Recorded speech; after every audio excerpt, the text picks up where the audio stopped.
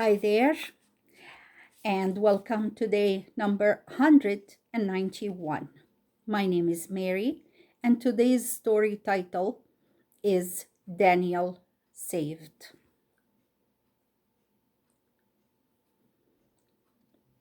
After sealing Daniel in the lion's den, the king went back to his palace. But that night he was so sad he could not eat or listen to music as he usually did. He could not sleep, for all through the night he was thinking of Daniel. Very early in the morning, he got up from his bed and hurried to the den of lions. He broke the seal and took away the stone, and in a voice full of sorrow, he called out, scarcely hoping to hear any answer except the roaring of the lions. Daniel, servant of the living God, has your God been able to keep you safe from the lions? And out of the darkness in the den came the voice of Daniel, saying, O king, may you live forever. My God has sent his angel and has shut the mouth of the lions. They have not hurt me, because my God saw I had done no wrong, and I have done no wrong toward you, O king.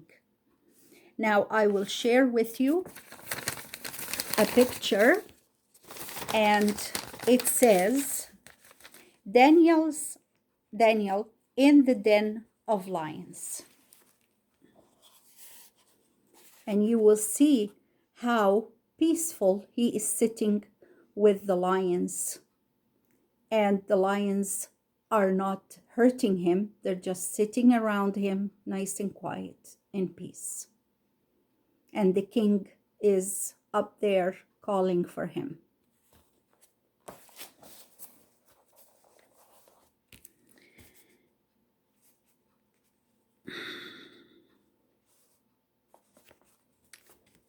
Now, where are we? Okay, here. Then the king was glad. He gave his servants orders to take Daniel out of the den. Daniel was brought out safe and without harm because he had trusted fully in the Lord God. Then, at the king's command, they seized those men who had spoken against Daniel, plus their wives and their children, for the king was very angry with them.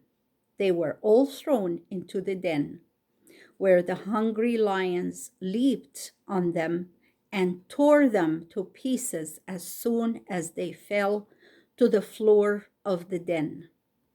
It was very cruel and unjust to put to death the men's wives and children who had done no wrong to King Darius or Daniel. But cruel and unjust as it was, such things were very common in all the lands of that part of the world.